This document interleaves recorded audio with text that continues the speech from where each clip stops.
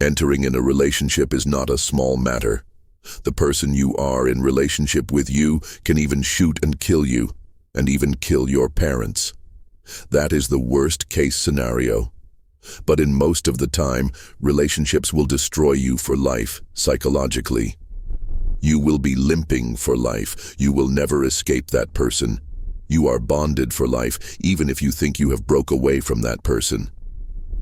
In this little course, we are going to give you awareness of what you should know. But before we go into this extremely useful relationship course, let us pause and consider this news. Here is a real-life personal story reported by BBC in May 2018. A South African man has been found guilty of killing his beautiful, very sweet 22-year-old girlfriend in a top posh suburb of Johannesburg. The High Court in Johannesburg concluded that Sandile Mantswe stabbed Karabo Mokoena. He stabbed her with a big knife, and then took her body and shoved it in a dustbin, then pulled that dustbin away, and burned her body to ashes. This man who did this was a forex trader and a pastor. Both these couple were enjoying top-class and top-billing lifestyle. Love relationships are deeply influenced by personality. This means that the person you are in love with or you desire has a specific and habitual pattern of relating to world around him or her, of relating to his or her physical and social environment, of relating to other people. Learn this basic lesson. Each person has a pattern of thinking and behaving. This habitual pattern of thinking is his personality. From the moment a child is born, he begins to learn ways to adapt to his world. His inherited biological constitution and his social experiences play roles in the manner he adopts in relating to his world, informing his personality. Personality can be normal or abnormal. Where it is normal, the individual, more or less, gets along with other people in his world in a harmonious manner and is able to hold down a job and make a living. Where there is a personality disorder, the individual has social conflicts and is unable to get along with other people. Whereas his intellectual functioning may be well, he has social disorders. He may, for example, be a good engineer but has problematic interpersonal relationships. Psychology currently has 11 personality disorders: paranoid, schizoid, schizotypal, narcissistic, histrionic, borderline, antisocial, avoidant, obsessive, compulsive, dependent, and passive-aggressive. The paranoid personality is genially very suspicious, does not trust other people, feels that other people are trying to demean him, insult him, denigrate him, humiliate him, and belittles him. He is always accusing people of demeaning him and is very litigious, sues people he believes demeaned him, so as to use the legal system to make his ego seem important in his and other people's eyes. The schizoid personality does not care much for socializing with other persons and keeps to himself most of the time. The schizotypal personality is eccentric and odd and is interested in extrasensory perception and may claim to have extraordinary powers, such as psychic powers. The narcissistic person feels that he is special, important, and, as such, that other people ought to admire him and pay attention to him. Believing himself superior to other people, he often justifies exploiting other people, uses them to get what he wants, and discards them when they are no longer useful to him. The histrionic personality seeks attention through dramatic ways and lacks deep caring for other people. She gravitates to those who give her attention and place her on a pedestal. The borderline personality has dysfunctions in many areas of her life and often threatens suicide when she is not paid attention to. She carves on her body to get other people to feel guilty and pay attention to her. She may have gender issues and gravitate to confused sexual behavior with whoever pays her attention. The antisocial personality does not care for other people. He steals and may even kill and does not feel remorse or guilt from doing those things. In fact, he may enjoy harming other people. The avoidant personality feels inferior and thinks that if other people get close to him, that they would see that he is not good and reject him, and to avoid rejection, he avoids other people. In social isolation, he retains precarious positive self-esteem. The obsessive-compulsive personality is always thinking.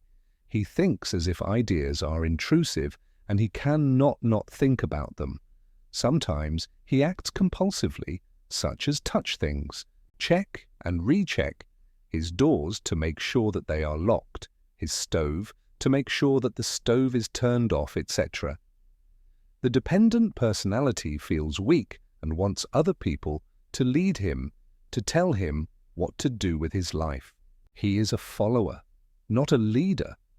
The passive-aggressive personality pleases every person. He goes along with their demands on him, then feels resentful towards those he is pleasing, for he feels imposed on by them, and every once in a while explodes, with anger at those he feels are relating to him as if he were a doormat. There are other possible personality types, such as masochist, desires pain from other people, and sadist, inflicts pain on others, but these could be subsumed under the ones we already mentioned. The masochist could fit into passive-aggressive personality, while the sadist could fit under antisocial personality disorder, also called sociopath or psychopath.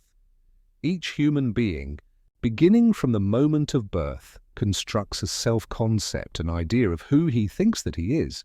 He employs his inherited biological given and social experiences as building blocks in constructing his self-concept.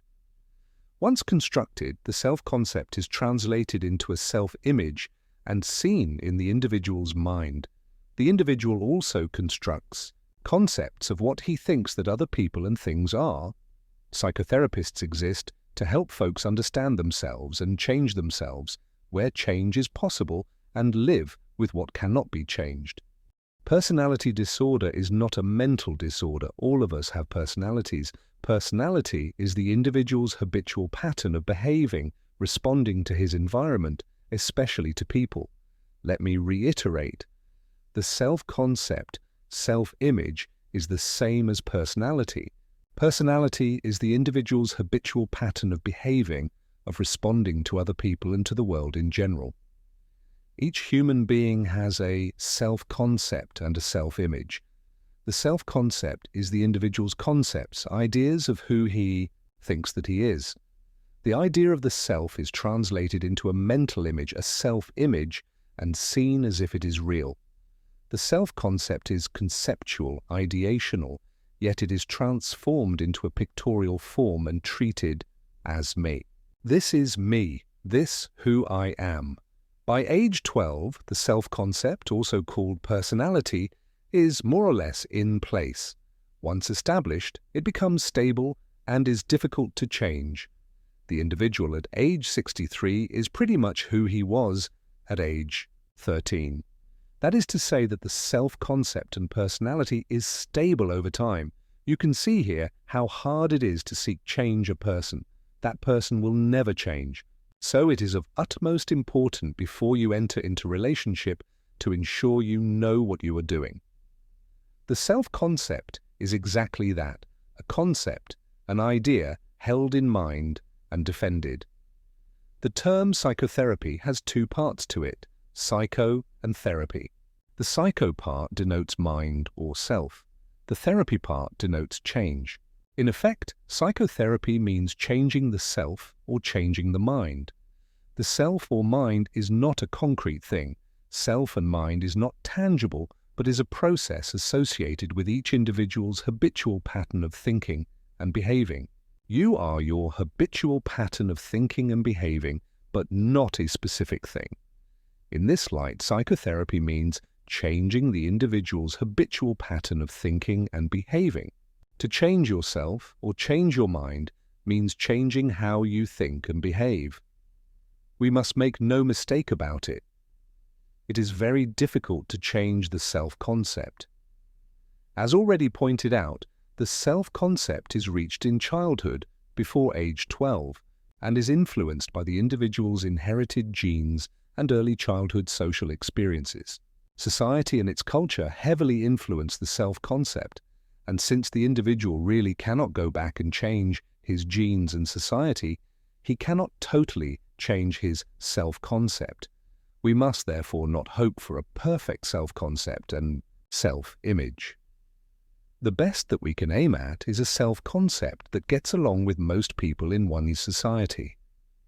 Generally, personality is formed by age 6 and set in stone by adolescence, and subsequently is difficult to change except through conversion to religion, to different philosophies of how to live one's life, and or from trauma to the brain that makes the individual to think differently. Generally, people are at 60 who they were at 16. Where there is a personality disorder, such as conflicted pattern of relating to other people, it is apparent by adolescence. See George Kelly, Personality as a Personal Construct. Also see American Psychiatric Association, Diagnostic and Statistical, Manual, 4th edition, section on personality disorders. People have different self-concepts and approach each other with those different concepts.